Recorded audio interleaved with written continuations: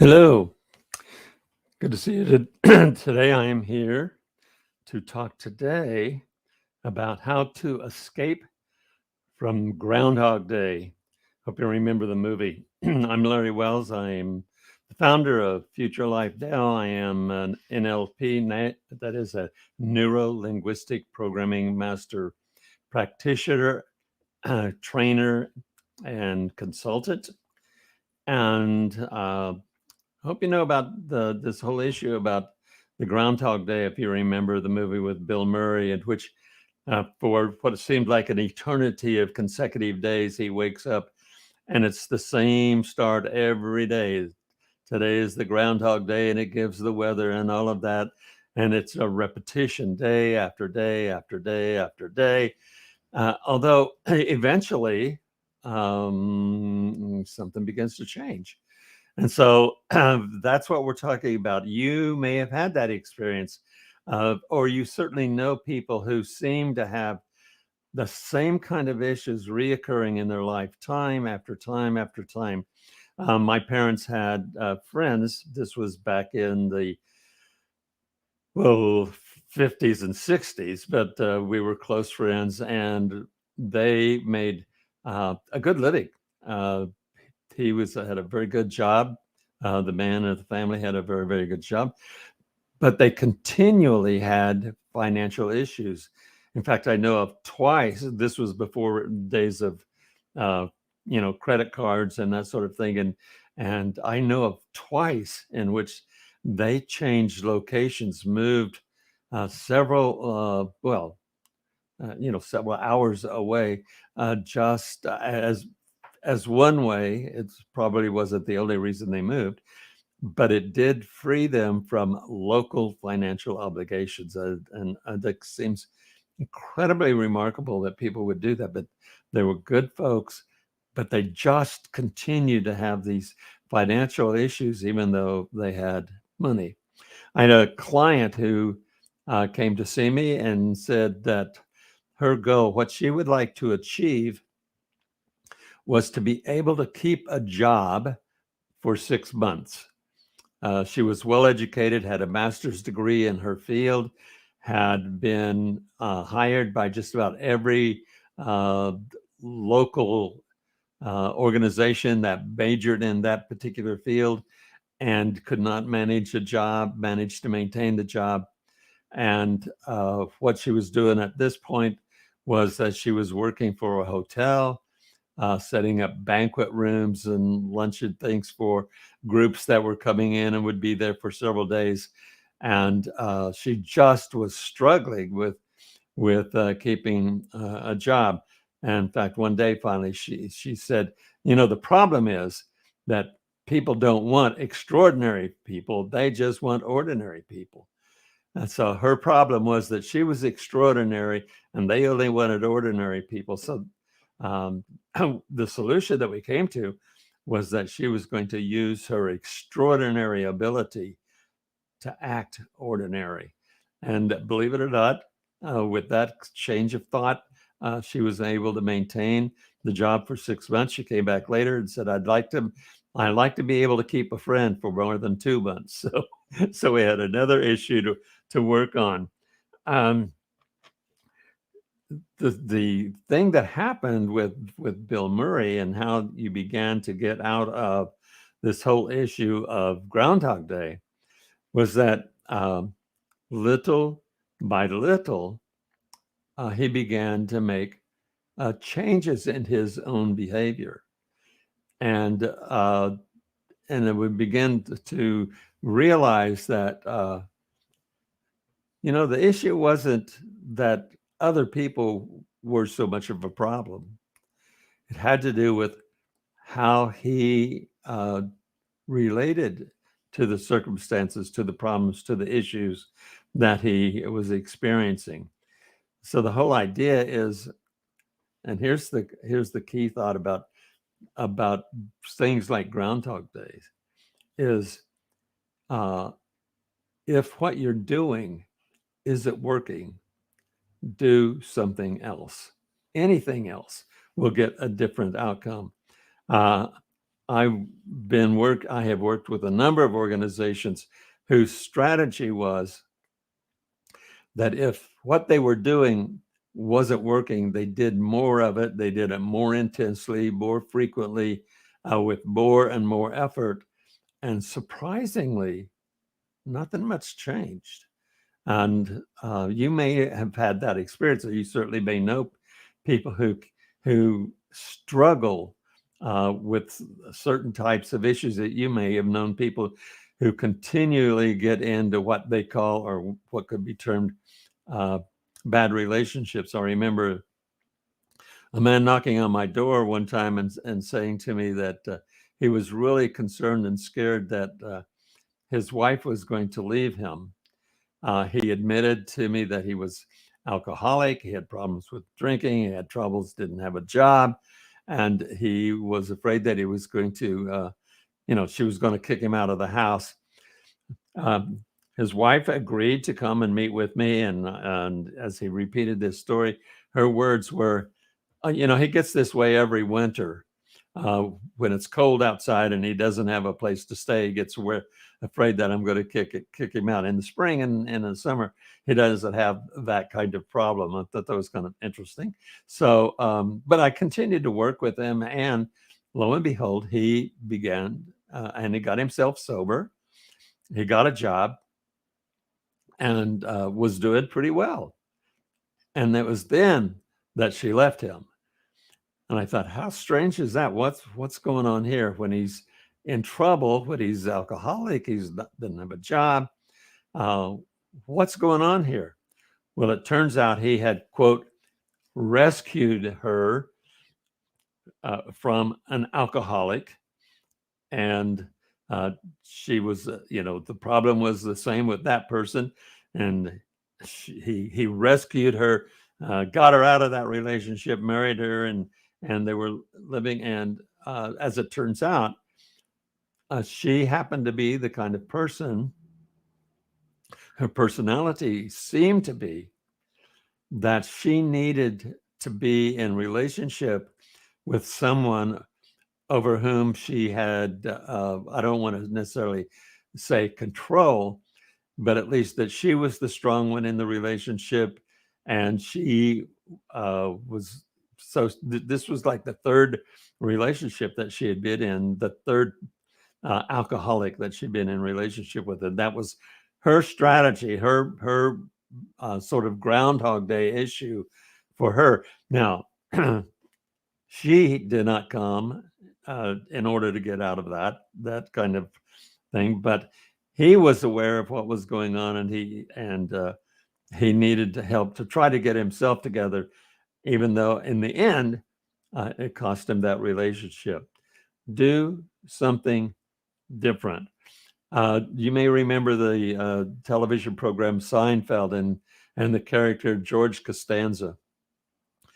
George was not especially attractive man to women. He was a little overweight. He was bald-headed. He was often between jobs, etc. And he obviously had lots of difficulties with women and relationships. He's sitting in a restaurant, I believe, with Jerry Talkie one day, and he sees this attractive woman, and he says to himself, I've always tried to impress people with who I am or what I am, and it's always an exaggeration. It's always a lie. So I'm going to do just the opposite. So he walks up to this woman. He says, my name is George. I'm unemployed. I still live with my parents, but I'd like to take you out. And the woman thought, how refreshing this guy is, being so honest. And he gets the date. It's a very kind of interesting, and George says, I got to do something different, so I'll just do the opposite of what I usually do.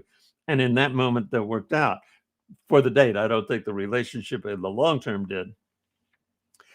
But at least the outcome of that intervention that experience was very different. Here's the big issue about this. The quality of life is not determined by the circumstances that you experience. Quality of life is determined by the attitude and your response to the circumstances in which you find yourself. It is life is life. You're going to have ups and downs. So the question is, how do you respond to that? How and are you flexible enough in your behavior in order to deal and respond in a way that is helpful and useful? By the way, you've got the opportunity here to write some comments and ask some questions, and we'll do that at the end. Should have said that at the beginning, but I forgot. And so, nonetheless, I offer that to you. Think about that for a moment, though. It's not the circumstances that I find myself in, because everybody has circumstances. Everybody has circumstances. Things happen.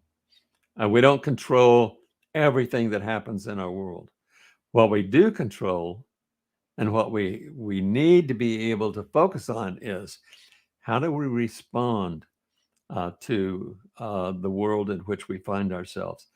Years ago, back in the 70s, it would have been 75, 76, there was a movie that came out called The Hiding Place. It was a story about the Ten Boom family, and in particular, Corrie Ten Boom, who during the Second World War, she and her family, who took on the helping to hide Jews from the Nazis, and they were able to get quite a number of Jewish families out of the country, out of dangerous way, kept them from the concentration camps, but eventually they were caught. Corrie and her sister Betsy were sent to one concentration camp. Her father and mother and other family members went to other locations. And in the midst of this concentration camp, they experienced all the horrors that was going on there. But the whole issue, and someone asked him, how is it that you survived this place?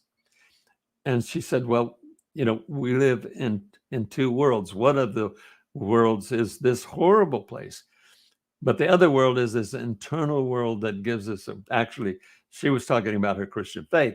We live in another world in which we have this faith, this belief that we will be taken care of and provided, and that we have what it takes to endure. The book Man's Search for Meaning was written as a result of a lifetime a time in the concentration camp, and the author, I'll think of it here in a minute. But he said he noticed that the people that survived were the people that had a sense of hope about the future. So this business about escaping the Groundhog Day, about getting out of the cycle of one thing after another that seemed to be within the same sort of arena, same sort of characteristic. It is being able to change yourself and your ability to respond differently to what's going on. And I'm presenting these little short vignettes, these little short conversations in preparation for a 3-part program that will be coming up in January. It's called, let me get it straight, Retrain Your Brain for Success. Become a better guide, a better explorer, a better map making. And there will be 3 sessions, and those sessions, and it's free. Those sessions include how to set appropriate goals. You'd be surprised how many people set goals for themselves that are impossible to achieve. They are goals maybe that they don't have any control over.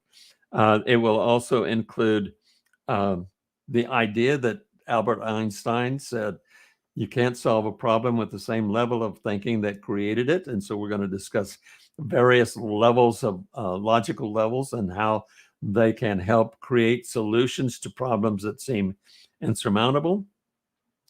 And then we're going to talk about 4 thinking errors that keep us trapped in the life that we're not, with which we are unhappy. So that's coming up in January. The dates are January 13, 18, and 20. And in order to participate, you need to get on our email list. There's a way for you to do that. I think here, support at futurelifenow.com. The sessions are at 10 o'clock a.m. Eastern time. But of course, there is the replay. I want to take a moment now to look at, because I'm running short of time, I want to look at some of the comments and questions. Let's see. So I get this from a user that says, yes, attitude, frequency, and initiates a lot of things. And these things, now just keep that in the forefront of your mind. Show that. Again, we get a comment that says, uh, which movie screen are you choosing to use? I have seen that many times. I'm not sure I understand. But